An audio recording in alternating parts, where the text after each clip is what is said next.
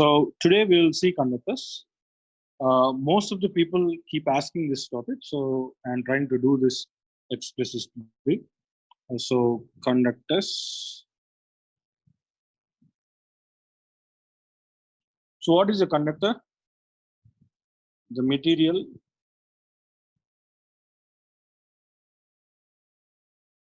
in which electrons or charge carriers can freely move throughout its lattice. Okay, throughout. Let us not go to the details of lattice that comes in chemistry, but then actually in the topic of semiconductor, you'll start learning about how the electrons are free to move in conductors and how they are semi-bonded to the lattice in semiconductors and how they are completely bound to the atoms in insulators. Okay, so that we'll see in semiconductors where it will depend on the temperature also. But right now, the material in which the electrons can move freely, that is valence electrons of the atoms, which do not belong to the atom, a single atom itself. They belong to the total lattice there. So they are free to move around, but then they cannot come out of the lattice too. That needs little more energy. But then they are free to move inside the lattice, but yet they are not free to move outside of the lattice. Inside the lattice, they can move easily. That is like a person, let us say, in a corona-free area can move in a town freely, but then he cannot go out of the town. That's the story we are trying to talk about in conductors. Okay, so here the first point you need to understand in conductors is electric field inside the meat of the conductor. Electric field inside the meat of the conductor is zero. Okay, so I will just write the short way, write in a short way, try to understand. So electric field in the meat of the conductor is zero. Why is it zero? Okay, so why is it zero? Why? The question why. So let us say you have a chunk of metal, let us say, and this is placed in an external electric field. Okay, so there is an external electric field, let us say E naught. So what will happen when you keep this chunk of metal in the external electric field? Let us say this electric field is created by a sheet of charge with this. Okay, sheet of charge. You can do it in any number of ways, but then I have created the electric field like this due to a sheet of charge. Now what will happen? This positive charge will try to attract the charges from the electrons, where the electrons are free to move, so they will move to this edge of the conductor, and then from where do they move? They will move from this edge of the conductor. They will move from as far as possible because this electric field will try to repel the positive charges and try to attract the charges here. So this kind of phenomena will happen, and this electric field will ultimately bend like this, and it will terminate here at on the surface of the conductor, perpendicular to the surface of the conductor like this. Why does that happen? We'll see later. But then right now it happens like that. Okay? Let us just understand that it happens like that. Accept that it's happening. So this is how it will happen. And inside the conductor here, we have electric field in opposite direction created due to these induced charges. Okay, these charges are induced. Due to what? Due to this electric field, external electric field, these charges are induced. So there is a field inside the conductors due to the induced charges. Field due to induced charges. What will happen with this is after some time, let us say it's a poor conductor or a rich conductor, I mean, it's a good conductor, doesn't matter. If it's a good conductor, this happens in a very short while. But then if it is a poor conductor, uh, after a while it may happen, but it will definitely happen. Okay, that after some time, definitely the net electric field will become zero. Will become zero. So why? How? If at all, if it doesn't become zero, what would happen?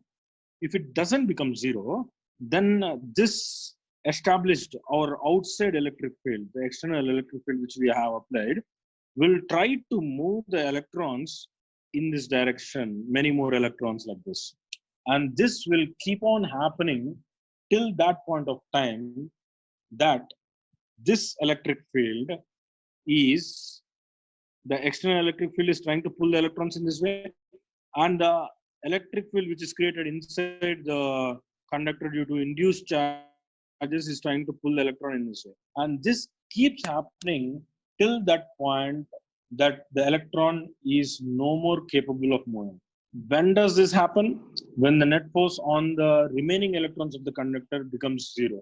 Now, when does the force become zero? When the electric field outside, external electric field, and the electric field created due to the induced charges becomes equal, then this happens. So ultimately, there will be a situation where you have net electric field to be zero inside. There will come a situation where net electric field inside the conductor becomes zero. This is what will happen. Now, if you, second point, in a conductor, what has happened? If you have this conductor like this and you have external electric field, you don't have it, doesn't matter whatever happens. If you don't have it, all right. If you have it, even then it's all right. If you have the charge, it has to reside on the surface like that.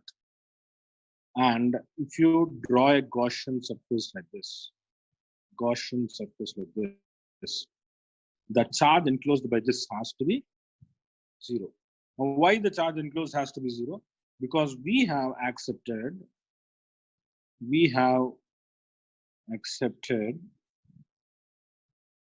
that E net is zero. Therefore, integral E bar dot ds bar also will become zero. If this becomes zero, that is flux becomes zero, then it means that charge enclosed by the surface also has to become zero. So there won't be any charge enclosed in this Gaussian surface as shown in the figure. So that what happens. This is a consequence of what we have learned for the conductor. Okay.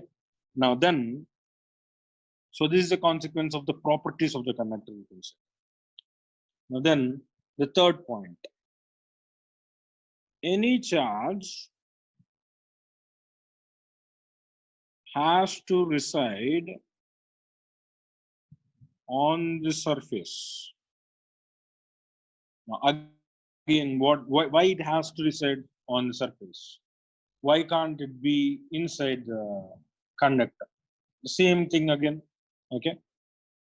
So if you have a conductor, let us say, and if you are giving a charge Q to this, let us, for example, you can't expect this charge, even though if you are injecting the charge in between nearby the center or in between somewhere inside the conductor, you are injecting this charge, let us say, even then, this charge will have to come onto the surface like this. It has to come like this. There's something like if you leave a balloon inside the water, it has to come over to the water surface. Now, something like that happens here also. That is, even though you are trying to leave the charge inside somewhere inside the conductor, it has to appear on the surface of the conductor. Now, why? What? How does? How do we explain this phenomena? Why does it come onto the surface? See, anything in nature,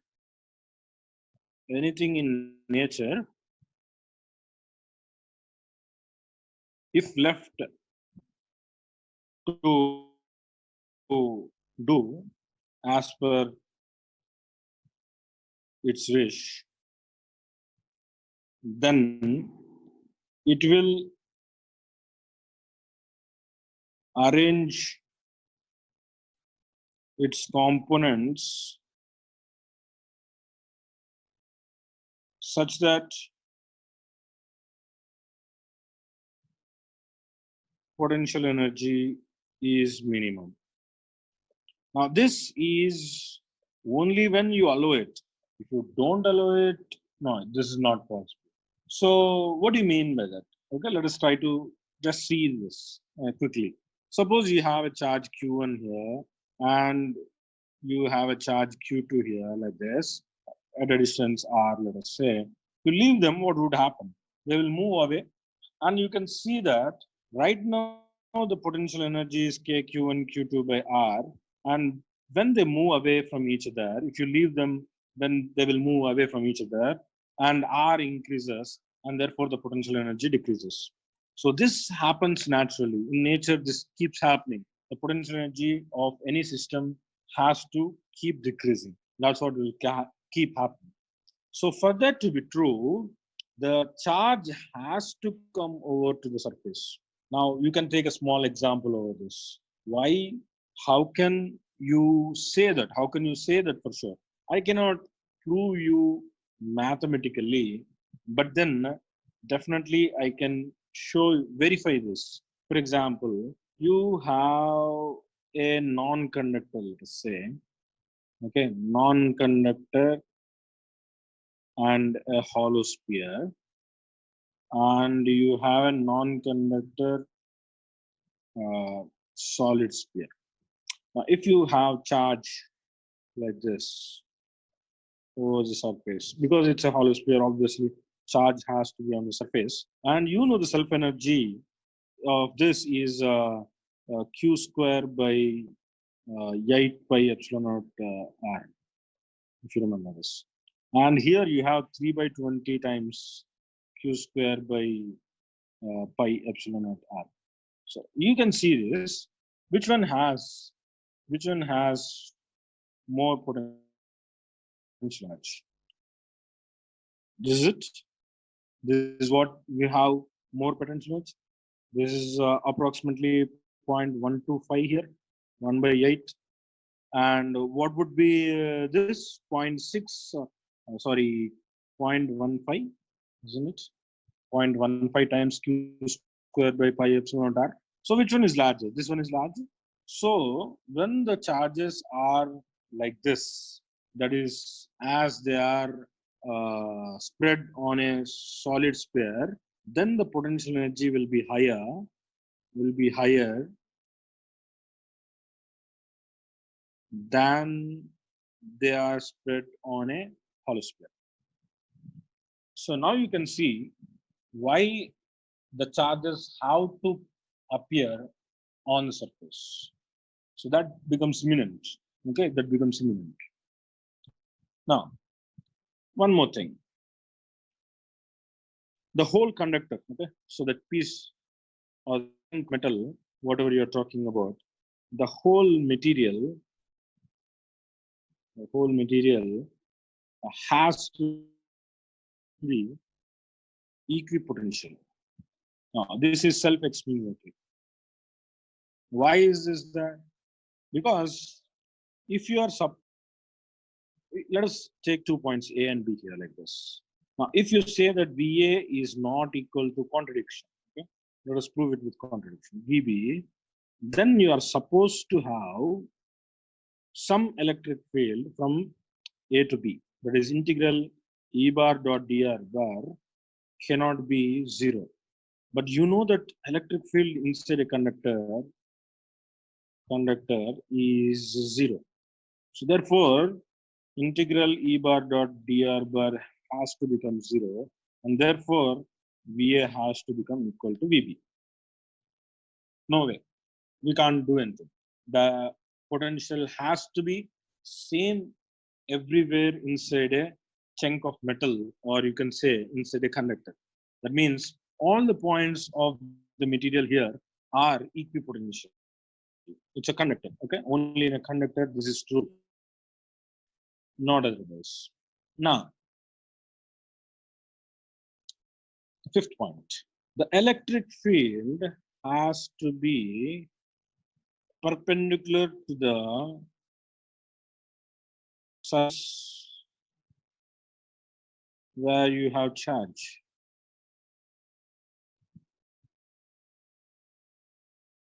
Now, again, what is this? Let us try to see. Charge will distribute itself on the surface such that when you give some charge to a conductor, it distributes itself on the surface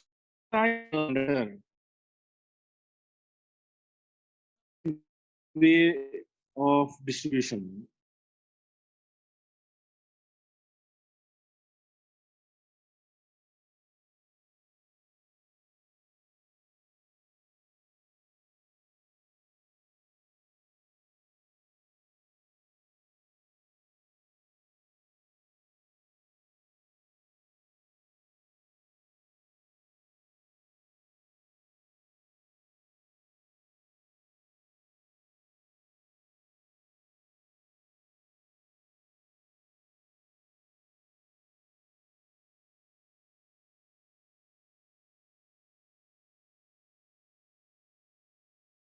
So how does the electric field lines would be there on the surface of the conductor?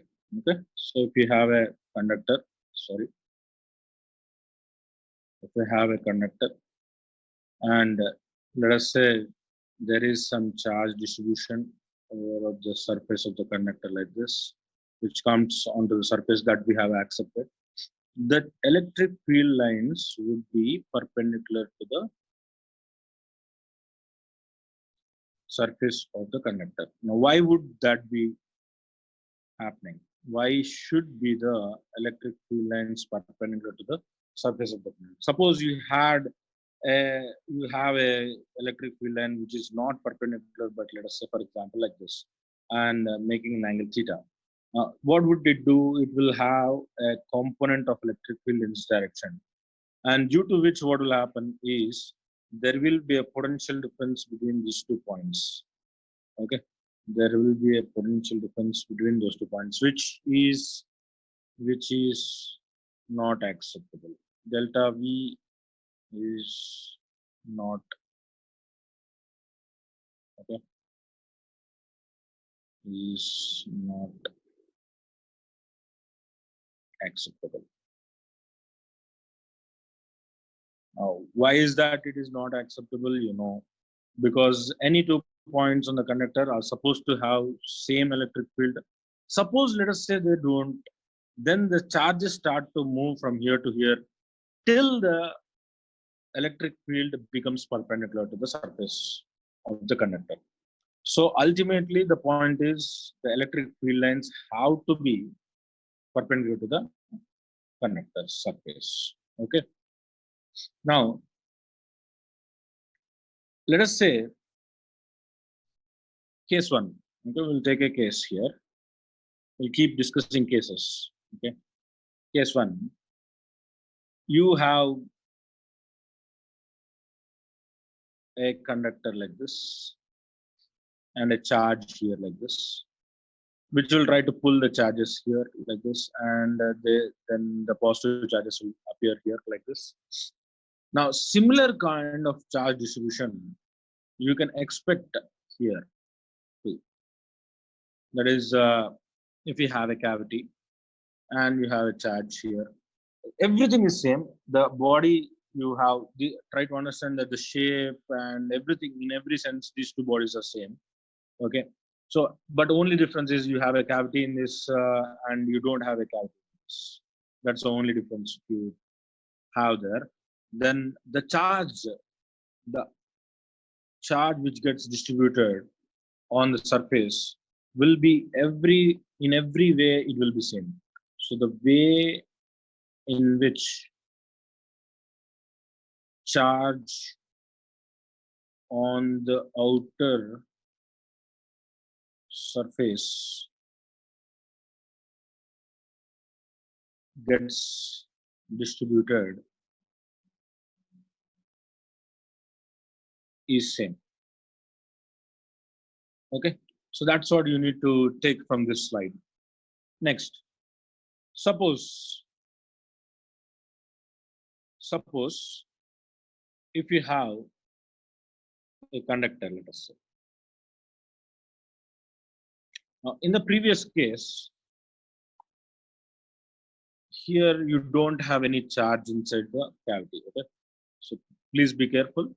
You don't have any charge here. Only then this is true. What we are talking about is true. Okay. Now let us say we'll go to the next case. Suppose you have the same conductor again. You have a charge Q there, and you have charge distribution like this. Everything as it is as before, and you have a cavity here. Can we expect charge on the wall of the cavity? Can we have such kind of things? If you have such kind of things, what will happen? Then you will have an electric field like this. That way, assume that this is point A and this point B. If you have electric field there like that inside the cavity, without any charge inside the cavity, okay, you don't have any charge, no charge. Okay, so if you don't have any charge and still you are expecting some charge on the wall of the cavity like this, as I have shown, then you can expect delta V AB. Some finite value would be there. Now that is again not acceptable. Not acceptable. Because you are saying that there are 2 points on the conductor which have some potential difference. Again, it will be a wrong thing to understand here. Now, let us say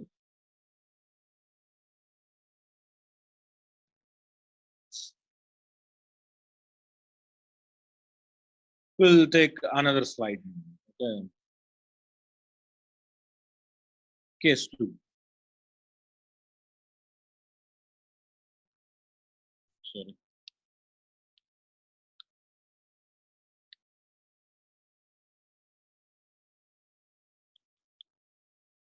Again, you have a similar kind of conductor inside which you have a cavity and you have a charge Q here.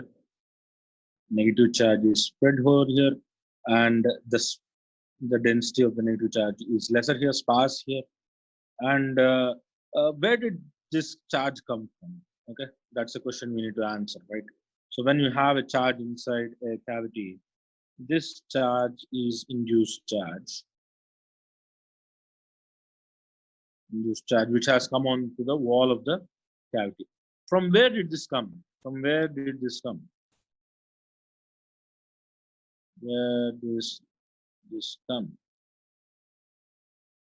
Okay, that must have come from the material. So if that has come from the material, then it must have created some positive charges in the material like this. Now this will lead to what? This will lead to what? Same conductor we are taking, because the charges cannot like that. They have to reach the surface.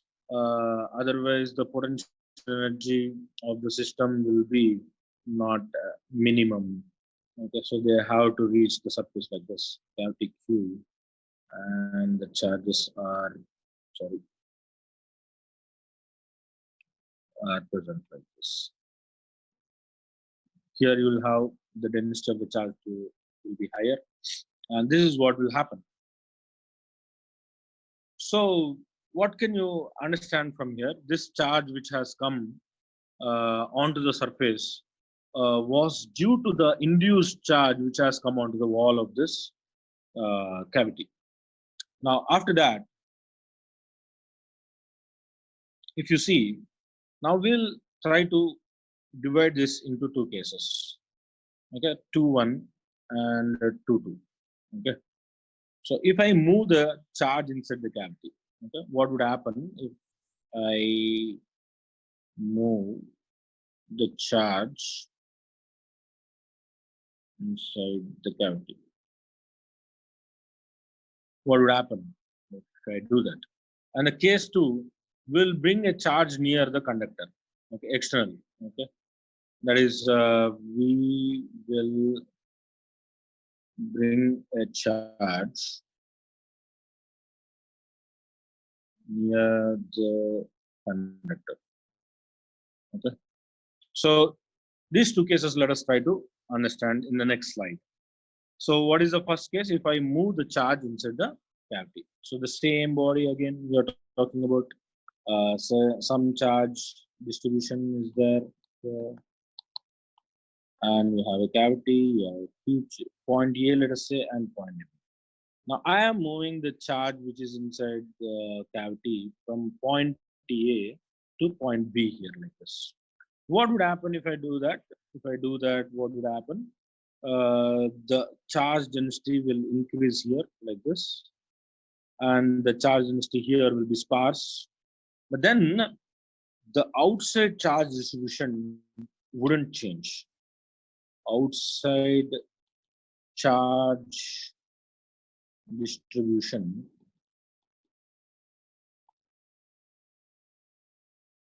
will not change. It will not be affected at all. Now, what does it mean? Only the inside charge distribution has changed, but not the outside. Okay. So now, if you talk about what is happening here, here due to this charge and due to the induced charge on the wall, independently the field is zero here, and due to the charge which is on the outer surface of this conductor, the field is zero here. Let us consider a point P. At a point P, I'm now making some statements here. Okay, at point P, due to the charge inside the cavity and the induced charge on the wall of the cavity, everywhere in the conductor, the field is zero. Apart from that, I'm now making another statement that what I'm saying is, due to these two charges, that is due to Q and the charge induced due to the Q on the wall of the cavity, at P the field is zero, and independently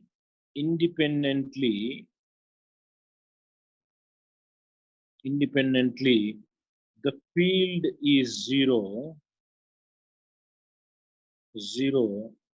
due to the charge induced on the outer surface of the conductor independently. That means the total electric field is of course zero. The total electric field is of course zero at P, but try to understand, independently due to Q and its induced charge on the wall of the cavity, it is zero, and independently the outer surface alone is having the field zero at point P. So that's what is an important point here. Okay. Now, let us say, we'll go to the next slide now. Okay. Suppose you have the same conductor. Okay, same conductor, and you have a charge Q here, let us say, and you have a cavity, and you have a charge Q here.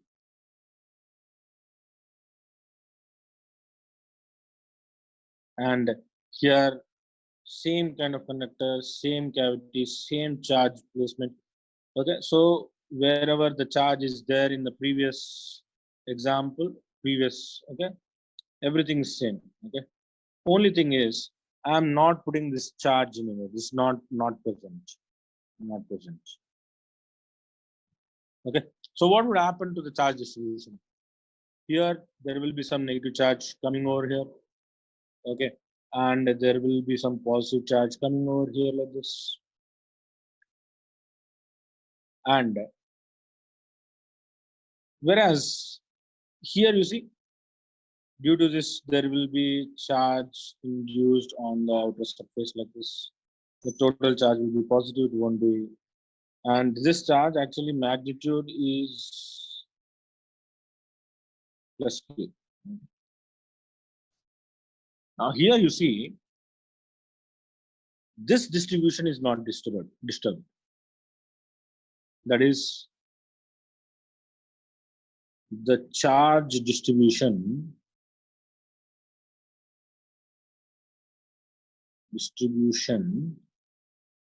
on the wall of the cavity is not disturbed. It will be same in the both cases. So either way it will be same, here or there. So now again I am making some statement here. Due to this Q and due to this charge, okay, that is induced on the outer surface, due to this Q which is outside the conductor, and due to the charge which is spread on the surface of the outer surface of the conductor, independently field is zero everywhere inside the conductor.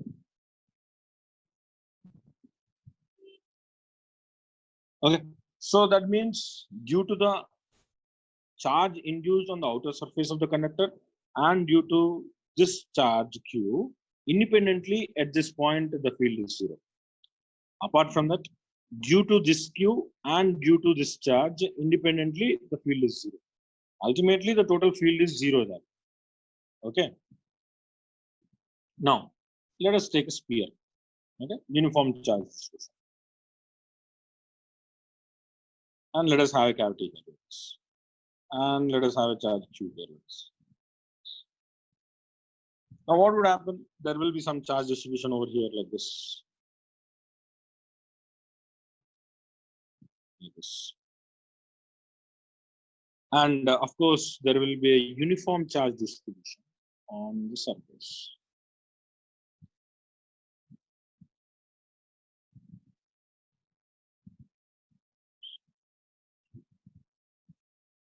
Sigma is uniform. Now, this is the center of the sphere. Now, what can you expect at a distance r the field would be? The field would be kq by r square. Now, this sphere will behave such that the sphere will behave as if this charge q, which is inside the cavity here, is actually present at the center of the cavity.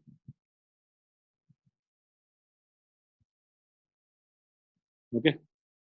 So for the outside world, this sphere will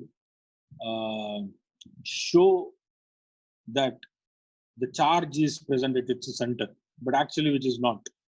Now, why does it happen like that? Okay, let us try to understand this. So when I am saying that due to this charge and its induced field on the cavity wall, independently the field is zero here at point P. I would also say that at a point P dash, due to this charge Q and the charge induced on the wall, again the field is zero. So therefore, at a point P dash, the field would be only due to the charge which is on the surface of the sphere. Only due to this.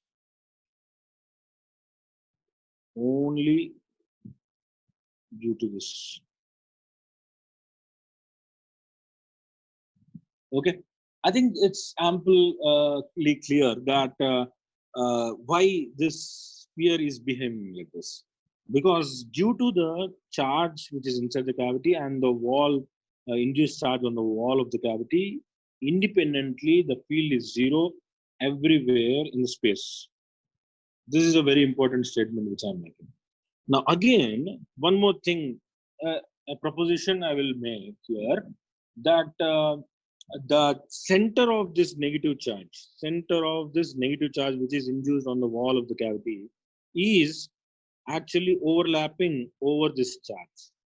This will not be written. There is nothing like center of charge, but I am proposing this thing. That is, you can imagine like this. That is center of this negative charge, which is induced on the wall of the cavity, is actually on overlapping over this charge itself, which is inside the cavity. So in that case, what would happen? Everywhere in the space, due to this combination, that is the charge which is inside the cavity and the charge induced on the wall of the cavity, the field would be zero. So that does this isn't it interesting, isn't it? So for the outside world, it doesn't matter where is the cavity, where the charge is placed inside the cavity, it doesn't matter actually. Just that the charge which is on the outer sphere, outer surface of the sphere, is what is important for the outside world. It doesn't matter. Now, if you see here like this, let us say we'll take another topic, another example. Let us say you have a conductor like this, but you have a spherical cavity, and at the center of the cavity you have a Q charge. What would happen? There will be a uniform charge distribution here. This is uniform, isn't it? Now there will be a charge spread over on the surface like this. Q charge will be spread over on the surface like this. Now, if you have a charge Q dash coming over here, what will happen? What would happen if you have a charge Q dash over here? Think of this. The charge it will induce will come here over like this. And maybe the positive charge will drift, and maybe the positive charge density here may change. But nothing will happen. Nothing is gonna change on the wall of the cavity. Now that's again important. Okay, so the distribution of the charge, induced charge on the wall of the cavity is not going to be disturbed due to the outside field or due to the outside charges. And similarly, the distribution, see, I'm very much clear, okay? The distribution on the outer surface of the sphere is not going to be disturbed due to the charge which is inside the cavity.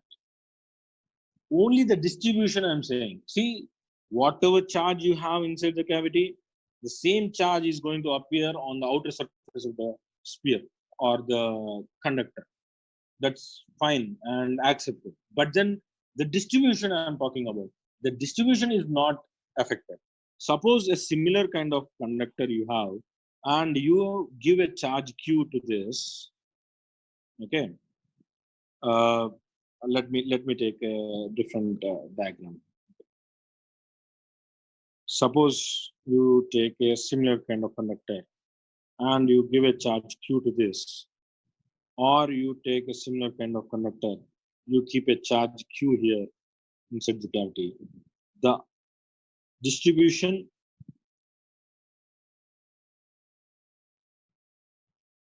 of charge on the outer sphere, outer surface